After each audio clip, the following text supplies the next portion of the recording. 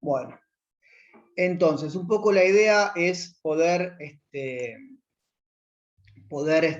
comentarles lo que fue la Confederación Rosista, que es lo que abarca el trabajo 7 y el trabajo 8, ¿sí? Que se trata justamente de la llegada, vamos a explicar cómo llega Rosas al poder, ¿sí? Cuando decimos al poder, digo a la gobernación de Buenos Aires. Recordemos de que si volvemos más atrás, el único y último presidente hasta ese momento había sido Rivadavia, que había renunciado, y que a partir de ahí la figura del presidente ya no está más, sino que está la figura de los gobernadores. ¿Sí? Las provincias, las 14 provincias que existían en ese momento en nuestro país tenían gobernadores. Ese era el poder ejecutivo más importante, si no tenía un poder a nivel nacional. Entonces acá un poco la idea es explicar cómo llega Rosas al poder, ¿sí? Las dos gobernaciones, y en el medio de las dos gobernaciones, o los dos momentos de gobernación de Rosas, y en el medio las llamadas campaña del desierto, ¿sí? O expediciones al desierto. Esto es un poco lo que vamos a ver, ¿sí? Esas etapas del rosismo, la figura de Juan Manuel de Rosas, que Juan Manuel de Rosas se trata justamente de un estanciero, un terrateniente estanciero muy importante, con mucho poder económico, obviamente, y que al mismo tiempo, como todo estanciero, tenía su grupo armado, ¿sí? Sus hombres armados, y que no tiene aspiraciones políticas hasta que comienza a partir del fusilamiento de Dorrego, que ahora lo vamos a explicar brevemente, ¿no? Y a partir del uso de su fuerza militar para, entre comillas, establecer el orden, comienza su gestión política, ¿sí? Entonces lo que lo vamos a dividir nosotros la explicación es primero el primer gobierno, cómo llega al gobierno en 1829 hasta que termina en 1832, el periodo que él no va a ser gobernador de Buenos Aires, que es entre 1832 y 1835, pero que se va a estar dedicando a la llamada campaña del desierto, entre comillas, y que es extender las tierras de Buenos Aires, que ahora lo vamos a hablar, lo vamos a ver, y el segundo gobierno mucho más extenso, que va hasta 1852, y que ahí es cuando lo terminan de derrocar y se exilia. Entonces, vamos a lo primero aquí. Lo primero que tenemos que decir de que en nuestro país existían las guerras civiles, es decir, una guerra civil es un enfrentamiento entre las mismas personas que viven en ese territorio nacional, ¿no? En este caso las Provincias Unidas del Río de la Plata. ¿Por qué se debía a la guerra civil? Bueno, era el tema de los unitarios y los federales, cómo se organizaba el país luego de la independencia. Esto ya lo hemos ido trabajando con los otros trabajos. Se dividía en unitarios y en federales. Los unitarios lo que planteaban era de que el país se tenía que organizar desde Buenos Aires. Buenos Aires tenía que ser, sobre todo la ciudad estamos hablando, ¿no? La provincia de Buenos Aires, pero sobre todo la ciudad de Buenos Aires, era el territorio con poder político que debía decidir sobre el resto de las provincias. Por eso se lo llama centralismo, el poder estaba centralizado en Buenos Aires.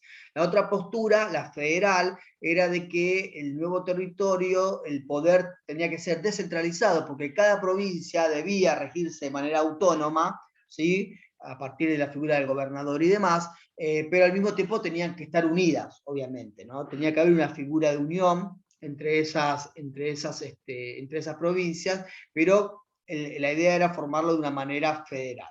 Ahora bien, para 1829 va a suceder que el gobernador de Buenos Aires, que era Manuel Dorrego, un gobernador de Buenos Aires, imagínense, la gran mayoría eran centralistas, es decir, estaban a favor de un sistema unitario. Manuel Dorrego es de tendencia federal, es el primer federal que asume, ¿no? como gobernador. Entonces, obviamente, las cosas se le van a complicar, y más allá de que no tuvo una mala gestión, termina sufriendo un golpe de Estado. ¿Sí? Un ejército comandado por el general Lavalle, de tendencia unitaria, lo terminan sacando del poder. Dorrego intenta huir, lo toman, ¿sí? Lo alcanzan en los campos de Navarro, y sin un juicio lo terminan fusilando. Bien, eso provocó un gran levantamiento popular que estuvo en contra del golpe de Estado, pero también y sobre todo del fusilamiento de Dorrego, y ahí es cuando aparece la figura de Rosas. Rosas que en un estanciero de Buenos Aires, vuelvo a repetir, junto con Estanislao López, que ya era el gobernador de Santa Fe, comienzan una guerra a Lavalle, lo terminan derrotando, ¿no? Y allí es cuando la Junta Representante de Buenos Aires es el poder legislativo, ¿sí? Es el poder legislativo. La Junta Representante termina eligiendo a Juan Manuel de Rosas como gobernador, ¿no? Ahora bien, para que en un momento de lucha civil, de guerras civiles, se consideraba de que el gobernador tenía que tener una mayor cantidad de poder para tomar decisiones. Por eso es que a él le dan las facultades extraordinarias. El poder legislativo, es decir, la Junta Representante, lo elige como gobernador a Rosa, ofreciéndole las facultades extraordinarias. ¿Qué es las facultades extraordinarias? Justamente es un poder extraordinario que tiene el Poder Ejecutivo, en este caso el gobernador, ¿sí?, para tomar una serie de decisiones sin tener que pasar por las decisiones del Poder Legislativo. Entre esos poderes estaba, por ejemplo, la restricción de las libertades individuales, la libertad de los ciudadanos, entre otros. Y esto se debía, en parte, a esta idea de que sea pasajero hasta que todo se normalice. Ahora, justamente, ya con la llegada de Rosas al poder, en 1829, la idea es poder llevar un orden, terminar con esas guerras civiles, ¿no? Entonces, para Rosas, la única manera de llegar a un orden era a partir de una unanimidad política. ¿Qué es la unanimidad política según Rosas? Bueno, que todos sean federales, es decir, que dejen de ser unitarios, que todos sean federales, pero al mismo tiempo que sean federales la misma facción. ¿Qué quiere decir esto? Que dentro del mismo partido federal estaban divididos entre rosistas y antirrosistas, o estaban divididos entre lo que habían quedado con las ideas de Dorrego y con esta nueva idea de un gobernador como Rosas con esas facultades extraordinarias, ¿sí? Lo que se va a llevar adelante en ese primer gobierno de Rosas es justamente lo que se conoce como un pacto federal. Buenos Aires, junto con Santa Fe y junto con Entre Ríos, van a hacer una alianza militar que ahora vamos a explicar, ¿no? Una alianza militar porque en las otras provincias del interior se estaba formando una alianza militar que era unitaria. ¿Sí? Más allá de que Lavalle había perdido, José María Paz, que había sido un ministro de guerra del gobierno de Lavalle, ¿sí?, el gobierno que había derrocado a Dorrego, se había instalado hacia el interior, había derrotado al gobernador de Córdoba, Bustos, el gobernador de Córdoba, y había comenzado a llevar adelante una expansión por las provincias que ahora lo vamos a ver, ¿sí? Entonces, bueno, este pacto federal tenía la idea, por un lado, estas tres provincias que están aquí, que eran la más poderosa, podríamos decir, de ese nuevo país que estaba surgiendo, era una alianza militar, por un lado, para enfrentar a los unitarios, pero por el otro lado también era un tipo de alianza económica para poder comercializar entre las provincias y demás, y también, ¿no?, unirse bajo un sistema federal que la idea era poder a futuro poder hacer un congreso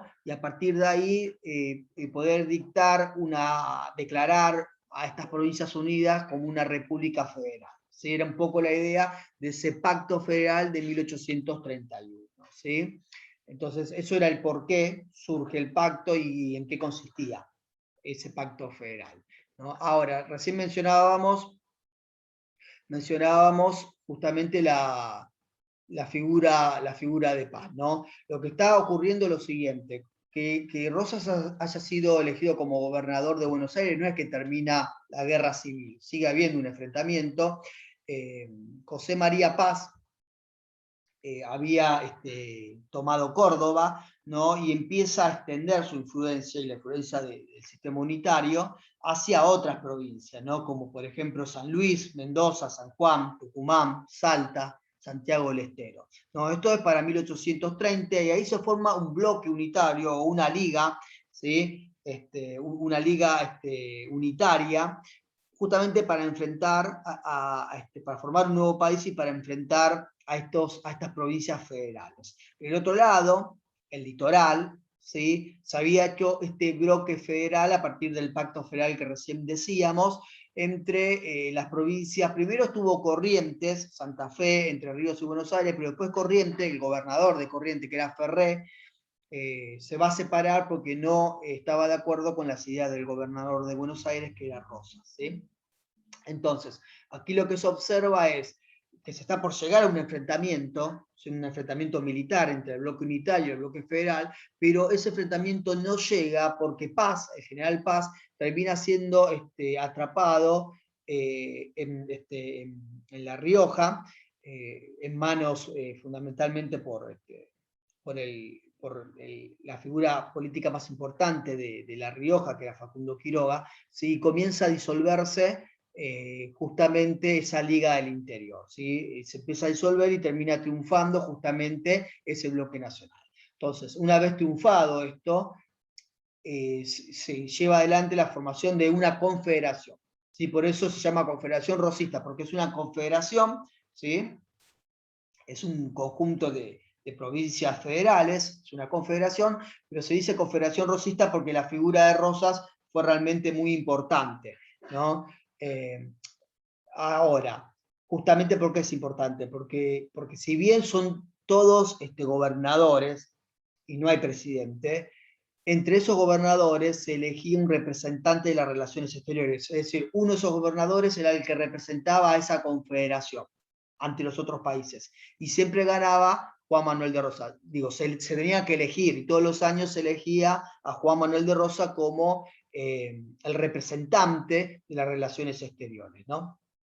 Ahora, cuando se vence al bloque unitario y la guerra civil comienza, ¿no?, a perderse, ahí comienza toda una discusión en el mismo Partido Federal sobre las facultades extraordinarias. Si seguían siendo necesario que Rosas tuviese las facultades extraordinarias o si ya había llegado a un tipo de control, ¿sí?, de los unitarios, del cual ya no era necesario. Entonces, ya terminando su gobierno, su gobernación, Juan Manuel de Rosas, la legislatura, que lo había elegido en 1829, lo vuelve a elegir, ¿sí? Vuelve a elegir que sea reelecto Juan Manuel de Rosas como gobernador de Buenos Aires, pero sin las facultades extraordinarias. Y eso él no lo acepta. Es decir, él creía de que era necesario que quien gobierne la provincia de Buenos Aires tuviera esas facultades para poder llevar adelante la estabilidad política. ¿No? Seguía viendo de que habían unitarios y gente que se oponía a ese orden. ¿Bien? Entonces, como no acepta, deja de ser gobernador, ¿sí? Y Rosas se va a dedicar a lo que se conoce como la campaña del desierto, el desierto entre comillas, en realidad eran las tierras donde la población blanca no ocupaba y está ocupado por las poblaciones nativas, ¿no? En realidad es esas primeras expediciones que va a dar esta confederación, que después vamos a ver terminando el año, la llamada conquista del desierto de Julio Argentino Roca, ya mucho tiempo después, varias décadas después, que va a llevar una campaña militar contra las poblaciones nativas en toda la Patagonia y en la región del Chaco, ¿sí? Pero acá comienza esta campaña, ¿sí?, que lo va a mantener, alejado de la política, pero al mismo tiempo va a ser una campaña militar que le va a servir para lo político. Esa campaña, bueno, este es el momento que va entre 1832 y 1835. Esa campaña o expedición al desierto tiene beneficios para Buenos Aires, primero, porque logra expandir su territorio, es decir, la provincia como nosotros la conocemos ahora, no tenía esa extensión, era prácticamente la mitad, ¿sí? El resto lo termina de anexar y la población blanca tiene control sobre esas tierras que eran de las poblaciones nativas. Ampliar la frontera, y ampliar la frontera lo que permite es una mayor cantidad de tierras para la producción económica. Obviamente que tiene todo un efecto muy negativo y devastador para las poblaciones nativas, eso está más que claro, ¿sí? Al mismo tiempo brinda seguridad a la población, ¿por qué? Porque acá las poblaciones nativas, no todas, pero algunas se organizaban en lo que se llaman malones, ¿no? donde un grupo de hombres nativos ingresaban de sorpresa a las ciudades, ¿no? O donde estaban la población blanca, y robaban todo tipo de recursos como ganado, como alimentos y demás. También a veces llevaban personas, mujeres o niños, ¿no? Que a veces había como una especie de trueque, de cambio, o a veces directamente quedaban como cautivas, ¿no? Entonces, como el gran miedo de esos momentos eran esas invasiones de los malones, esta conquista o esta campaña del desierto de Rosas termina de traer como una mayor seguridad para la población. Bien. Ahora, para Rosas, esta conquista del desierto también lo benefició en su posición política, porque reforzó la imagen como la persona que traía seguridad, ¿sí? En un momento donde Buenos Aires, mientras sucedía esto, Buenos Aires era gobernado por Balcarce primero, por el general Massa después, y en realidad eran gobiernos muy inestables, gobiernos que duraban muy poco, eran gobiernos muy inestables, ¿no? La Confederación Argentina estaba inestable, seguía, ¿no? La guerra civil continuaba y demás. Entonces ahí uno puede observar dos cosas. Primero, en Buenos Aires aparece lo que se conoce como la Revolución de los Restauradores, ¿no? Que es un conjunto de personas que se levantan en contra del gobierno de Balcarce, y que en realidad, liderados por la esposa de Juan Manuel de Rosas, por Encarnación Ezcurra, ¿no? Ahí su figura aparece de una manera muy importante, hacen de que se separen los federales entre los federales apostólicos, podríamos decir, o netos, que son los seguidores de Rosas, y los llamados federales cismáticos o lomos negros, que son los otros federales de Balcarce, Viamonte, de Massa, de los otros gobernadores que eran federales, pero que no estaban a favor de la figura de Rosas, o no estaban a favor que el gobernador tuviera las facultades extraordinarias, ¿no? Eso pasaba en Buenos Aires, que había una tensión política. A nivel territorial de toda la confederación argentina, aparece el asesinato del gobernador de La Rioja, Facundo Quiroga. Entonces, así como en 1829 Rosas llega al poder por el asesinato del fusilamiento del gobernador de Buenos Aires, Manuel Dorrego, aquí nuevamente la figura de Rosas va a aparecer tras esa incertidumbre, esa inestabilidad política, y en este caso el asesinato de Facundo Quiroga en manos de unos sicarios, ¿sí? Los hermanos Reinafé, que desde Córdoba, aparentemente el gobernador de Córdoba estaba involucrado y termina pagando a estos sicarios que le hacen una emboscada y lo terminan matando, ¿no? Entonces, en ese momento de tensión es cuando la legislatura porteña, la sala de representantes, de vuelta le da de vuelta le da el poder a Rosas, pero no solamente lo nombra gobernador, sino que aparte lo nombra, es capitán, sigue siendo capitán, ¿no? Y lo nombra con la suma del poder público. Es decir, no solamente recibe las facultades extraordinarias, sino además la suma del poder público.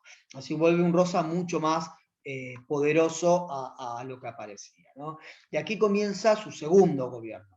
Un gobierno mucho más represivo, mucho más fuerte, mucho más extenso también, ¿no? De 1835 hasta 1852, donde hay una política muy represiva a todos los enemigos de la federación.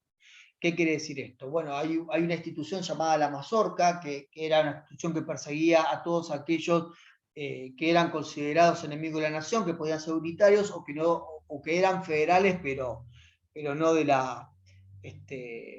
no de la tendencia rosista, ¿sí? Todo aquello también que cuestionaban la religión, porque en realidad aquí se llama inclusive Santa Federación, ¿no? La religión católica juega un papel bastante importante en lo político, ¿sí? También aparece eso. Entonces, se trata de un gobierno represivo porque también es represivo social y políticamente, porque por un lado, podríamos decir políticamente, el gobierno influye en las elecciones con la lista única, ¿no? Hay una lista única, ¿no? Si bien Rosa no elimina las instituciones del régimen republicano, hay una lista única donde, bueno, la gente vota a esa lista, que era la que estaba conformada por Rosas o no votaba por nada, es decir, siempre iba a ganar obviamente el rosismo, ¿no? Al mismo tiempo los cargos del Estado estaban designados a hombres de la confianza de Rosas, se intimidaba y hasta se agredía, ¿no?, a todos los opositores. La mazorca justamente era la institución que buscaba y que atrapaba y podía torturar, hasta inclusive ahorcar o intimidar hasta provocar el exilio, que se vayan del país de los opositores a Rosas, ¿no? Y la represión social también se marca muchísimo en que la gente, la población estaba obligada a usar la divisa punzó. Punzó es un color como medio bordó, ¿no?, que era el color de los federales, que era esto. Sí, estaban obligados, estos son algunos ejemplos, ¿no?, de divisa punzó, eso es una divisa, la gente en la ropa tenía que tener una prenda, ¿sí?, tenía que tener esta divisa, y estaba prohibido el uso del color celeste, que era el uso de los unitarios, ¿sí? Que identificaba a los unitarios. Entonces ahí también podemos ver una represión muy fuerte, una censura muy fuerte, ¿no?, a las libertades individuales. Pero bueno, ya no existen las libertades individuales porque justamente no se garantiza, porque Rosa tiene esta suma del poder público, ¿sí? Esto va a llevar justamente en ese segundo gobierno de Rosa, mucho más extenso, que arranca en 1835 y termina en 1852, va a llevar una gran cantidad de opositores. Podemos dividirlo en los opositores que están fuera del país. Por ejemplo, entre el año 1837 y 1839, la Confederación Peruana-Boliviana, Perú y Bolivia estaban unidos, ¿sí?, estaban juntos. Esa confederación va a tener toda una serie de conflictos con la Confederación Argentina, pero sobre todo con la provincia de Buenos Aires, con la provincia, con Rosas, ¿no?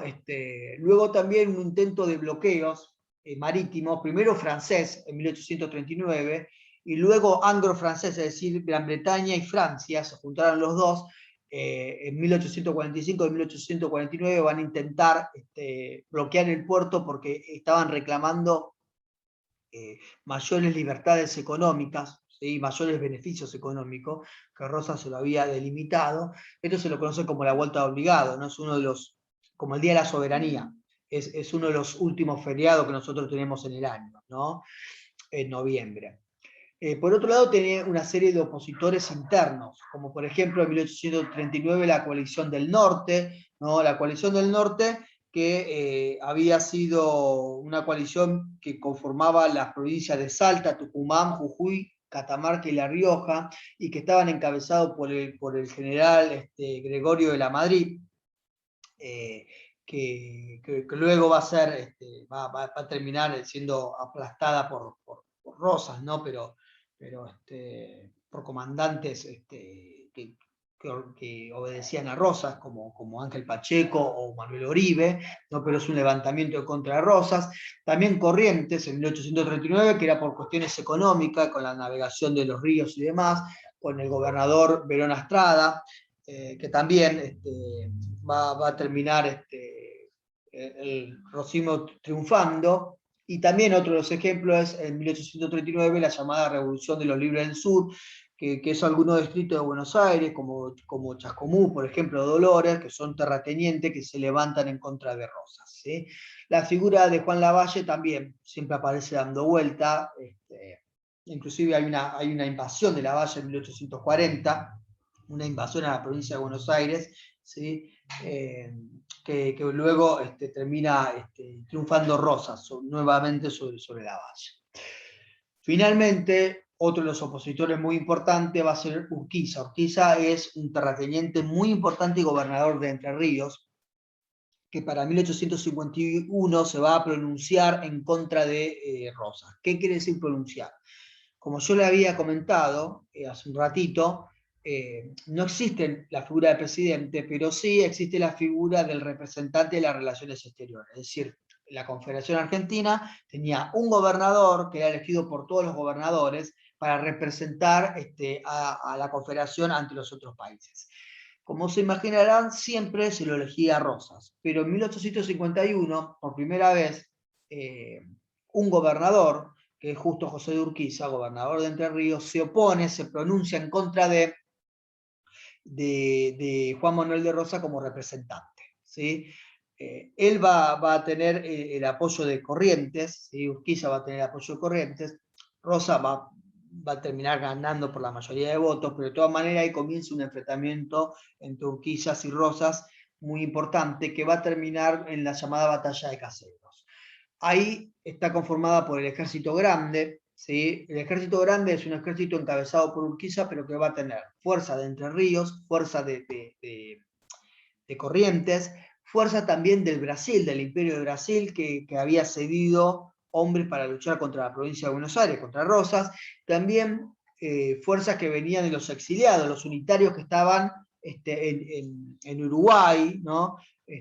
O en Chile, que se van a unir a ese llamado Ejército Grande, y que van a pelear contra el ejército de Buenos Aires comandado por Rosas, ¿no?